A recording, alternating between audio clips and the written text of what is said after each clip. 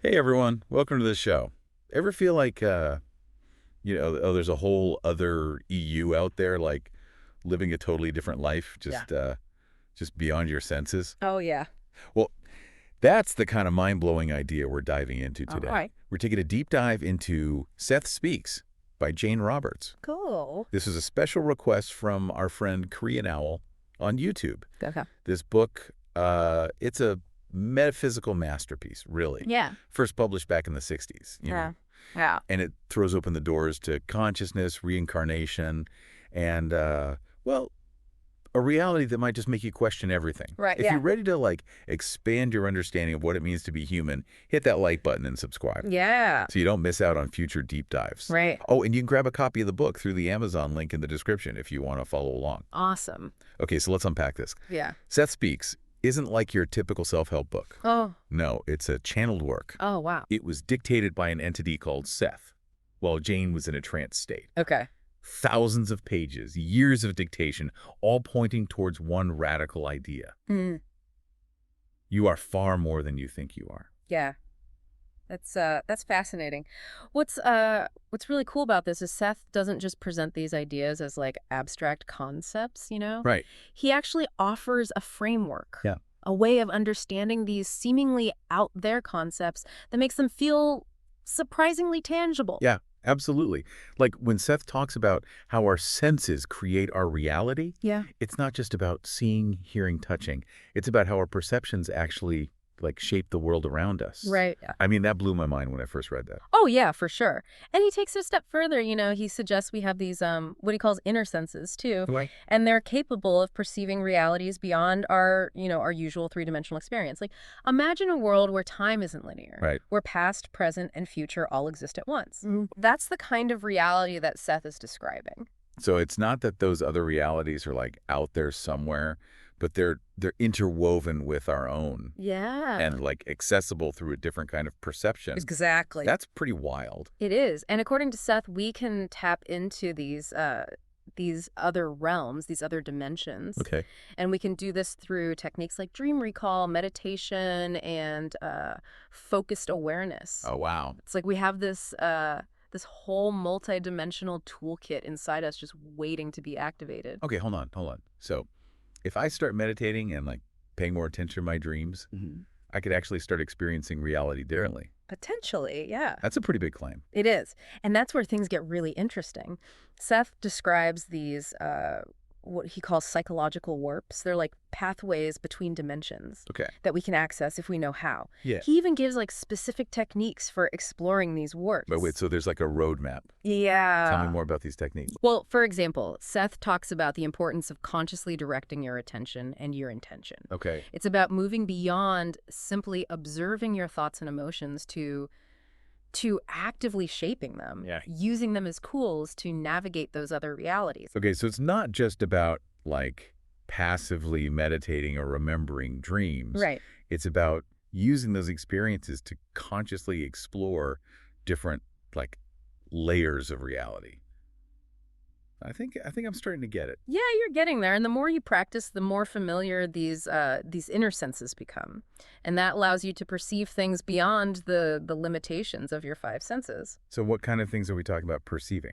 Well, Seth describes experiencing time in a completely different way, not as a linear progression, but as this fluid, multidimensional landscape. Okay. He calls it the moment point, Moment point. where past, present, and future all coexist.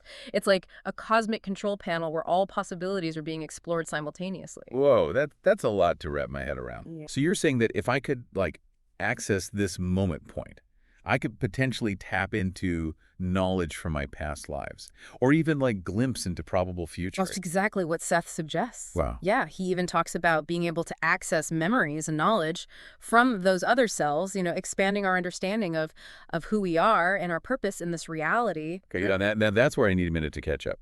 So you're saying that we're not just living one life after another, but all our lives are happening at once. Mm-hmm. And we can potentially like tap into those other versions of ourselves. So, yeah, precisely. That's mind-blowing. It is mind-blowing in this concept of, interconnected lives.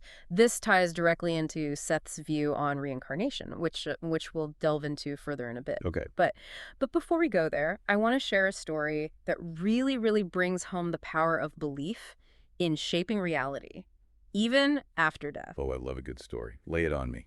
Okay, so Seth recounts this anecdote about a man who died, and he died expecting a battle for his soul between Moses and Allah. Wow.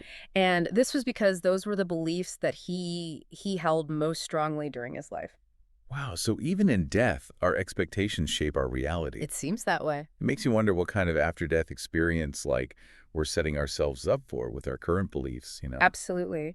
And this highlights a central theme in Seth Speaks, that our thoughts and emotions are incredibly powerful forces. Right. They shape not just our inner world, but our outer reality as well. So it's not just about what happens after death.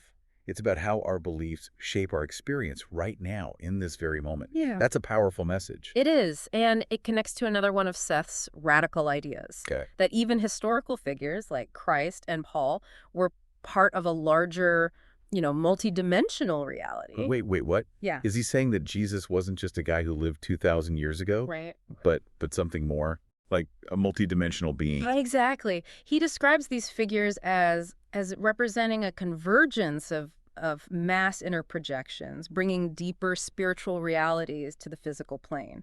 Okay, so if I'm understanding this correctly, he's saying that these figures weren't just individuals, Yeah. but conduits for a collective energy, Yes. a shared, spiritual reality. Yes. That's definitely a different take on religious history. It is. And it challenges us to look beyond the surface of things, Right. To question our assumptions about reality, and to consider the possibility that there's much more to the universe than meets the eye. So what you're saying is Seth Speaks is like a giant red pill, Yeah, forcing us to see the world in a whole new way. that's a great way to put it. And that's just the tip of the iceberg. Oh, wow. We haven't even touched on Seth's ideas about the nature of evil, Right. the creative power of thought, or the practical techniques for expanding consciousness. Hold on. We've got to say something for part 2. You're right.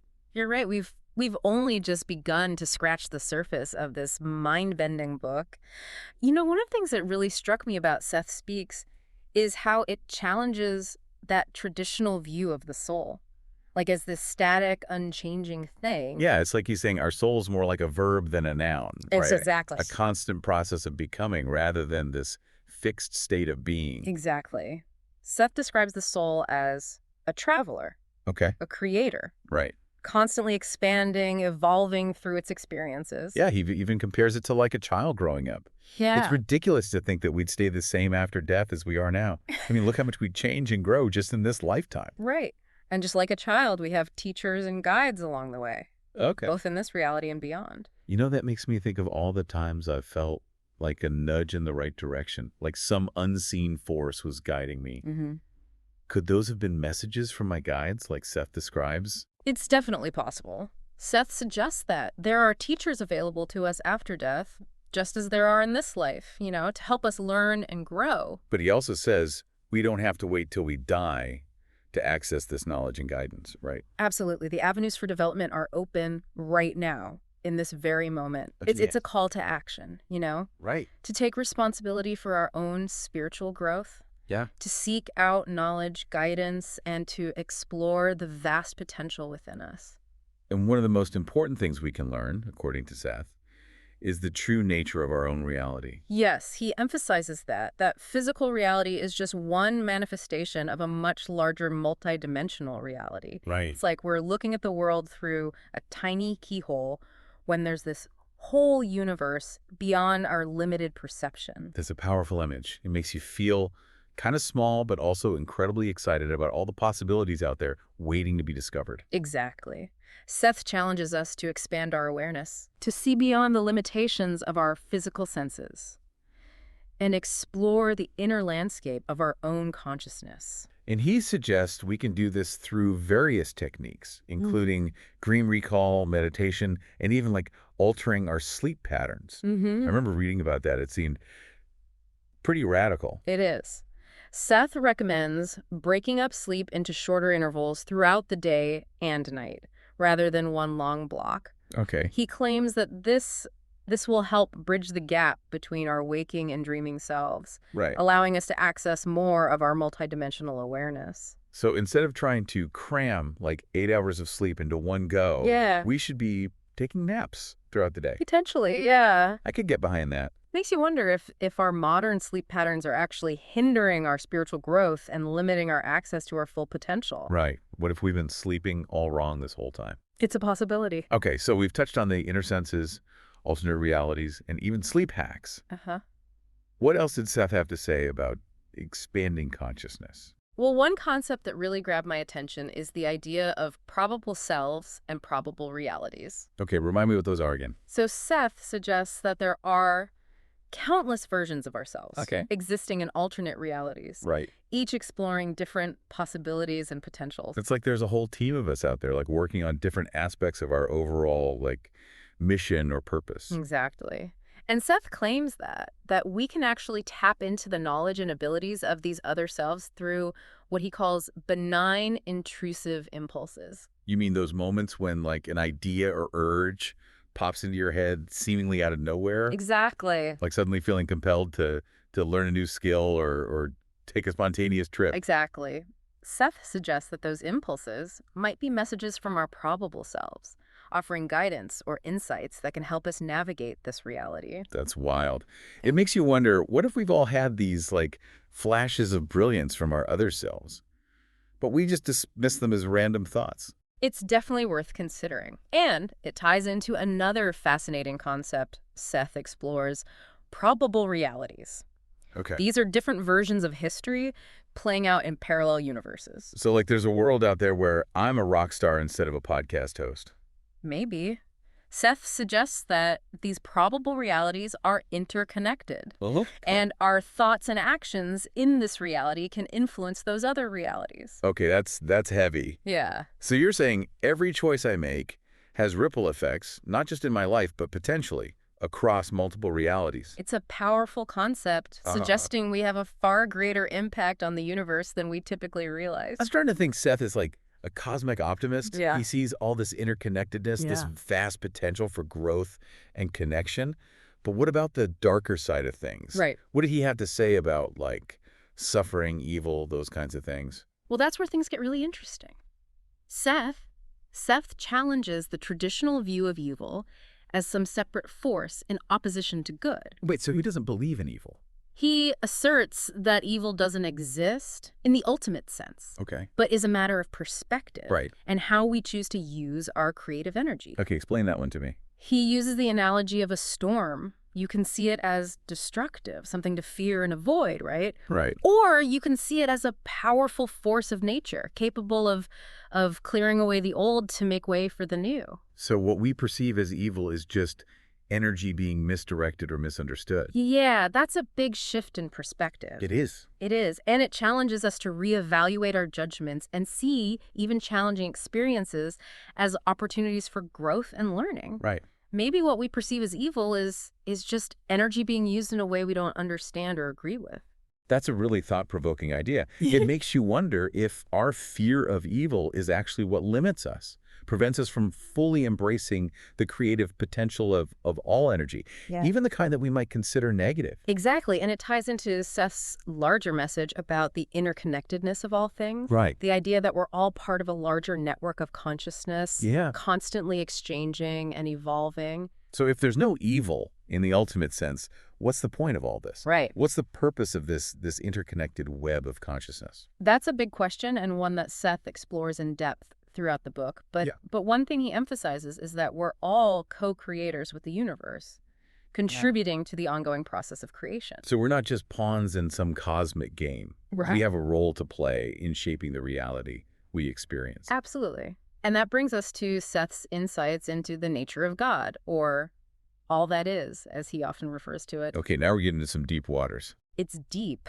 but also incredibly liberating. Seth Seth challenges the traditional view of God as a separate, all-powerful being who sits in judgment of humanity. So he's not talking about the bearded guy in the clouds. Not exactly. Uh, Instead, he describes all that is as the source and substance of all that exists, a boundless field of consciousness and energy that permeates everything. It's almost like he's describing consciousness itself as the ultimate source of reality. That's a great way to put it. And he suggests that we're all part of all that is. Right. And that God is not something separate from us, but is the very essence of our being. Well, so we're not just created by God, we are God. That's a pretty radical concept. It is, and it's incredibly empowering. Seth uses the analogy of a seed, which contains the potential for an entire tree within it.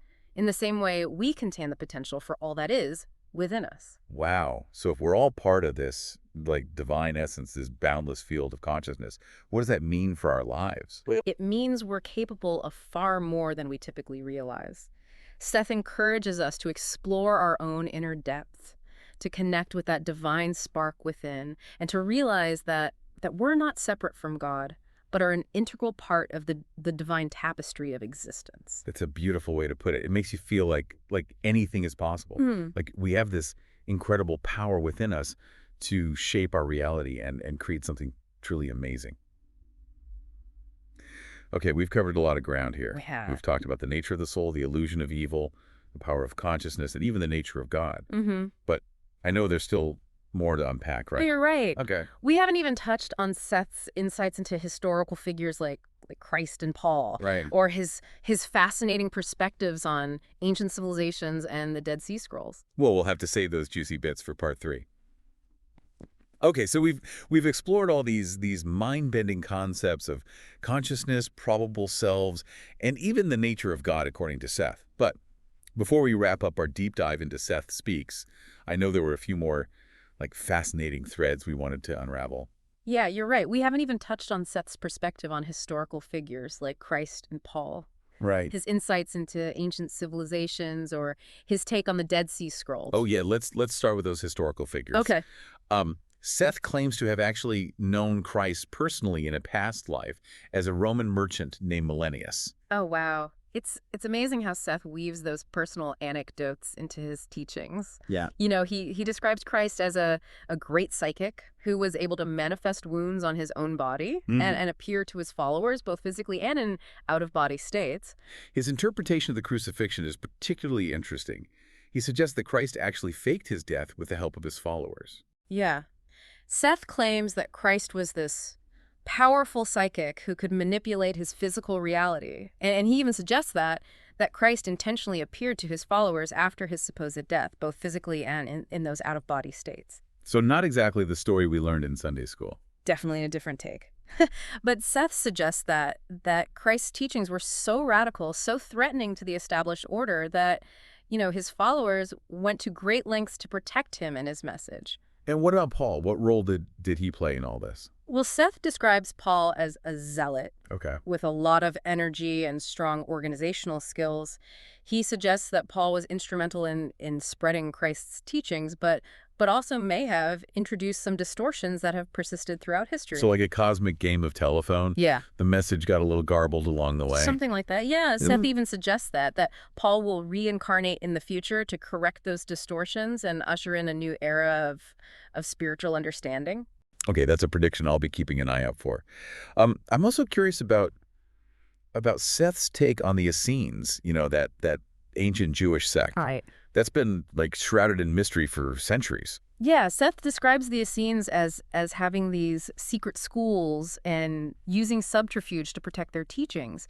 He claims that they were connected to the mystery religions of the Greeks and used elaborate tests and initiations to safeguard their esoteric knowledge. It's like something straight out of the Da Vinci Code. Right. And it makes you wonder what other secrets are hidden within those ancient traditions. And then there's the Dead Sea Scrolls.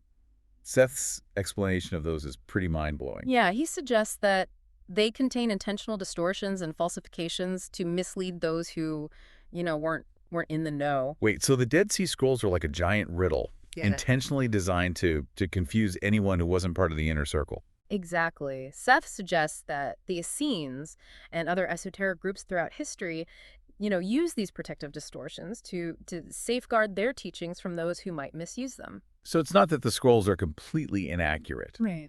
but rather they contain like a hidden layer of meaning accessible only to those with the right keys. That's what Seth suggests. He even refers to certain passages as tremendous put-ons, intentionally designed to throw off those who, weren't ready for the deeper truths. Wow. It makes you wonder how many other like historical texts might contain these hidden layers of meaning. It's fascinating, isn't it? It challenges us to look beyond the surface of things, to question our assumptions about history and the nature of reality itself. And speaking of questioning assumptions, Seth doesn't shy away from tackling complex scientific topics either. Right. I remember being particularly intrigued by his take on black holes. Yeah, he describes black holes as white holes turned inside out, suggesting that they're points of intense energy where matter is accelerated, beyond imagination, and then reemerges in a transformed state. So instead of being these cosmic vacuum cleaners sucking everything in,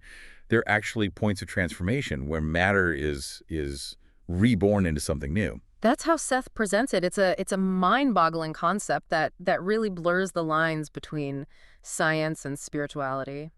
Yeah, it really makes you think about the interconnectedness of everything in the universe, doesn't it? Mm-hmm. How even seemingly destructive forces like black holes might actually be part of a larger process of creation and transformation. Exactly. And it connects to Seth's, larger message about the fluidity and multidimensionality of reality. Yeah. He's constantly challenging our perceptions, encouraging us to explore new possibilities and expand our understanding of what's possible. So after spending all this time with Seth Speaks, what are your biggest takeaways? Oh, good question. What stands out to you as the most valuable insights from this deep dive? I think what I find most valuable is the emphasis on personal exploration. Seth Speaks isn't a book that gives you all the answers. It's a book that empowers you to ask the right questions, to challenge your assumptions, and to trust your own inner guidance. It's like Seth is saying, don't just take my word for it. Yeah. Explore for yourself, discover your own truth, Yeah. and create your own reality. Exactly. He emphasizes that we're all multidimensional beings, Yeah. capable of far more than we realize. We have the power to shape our reality, to heal ourselves, and to connect with other realms of existence. So what does all this mean for our listeners? What can they take away from this exploration of Seth Speaks? I think the biggest takeaway is that reality is far more fluid and malleable than we typically believe. Our thoughts, beliefs, and emotions have a profound impact on our experience. We're not just passive observers, but active participants in the creation of our own reality. So if we want to experience a different reality, we need to start by changing our thoughts and beliefs. That's a big part of it, yeah. Seth encourages us to become conscious creators of our experience, to choose our thoughts and emotions wisely, and to focus our energy on manifesting the reality we want to see. It's a powerful message of hope and empowerment, really. Yeah. If we don't like the reality we're experiencing, we have the power to change it. Exactly. And Seth Speaks provides like a roadmap, Yeah. a set of tools and techniques for exploring the vast potential within us and creating a life that is more aligned with our true nature. So for anyone listening who's, feeling stuck, unfulfilled, or just curious about the nature of reality, I highly recommend diving into the world of Seth Speaks. It's a journey that might just change your life. And remember, this is just the beginning of your exploration. There's so much more to discover within the pages of this book, and even more within yourself. Now, here's a final thought to leave you with. Okay. If, as Seth suggests, reality is a reflection of our beliefs and expectations, what kind of world are you creating with your thoughts and actions? That's a powerful question for all of us to contemplate. And until next time, keep diving deep, keep exploring, and keep expanding your understanding of what it means to be human.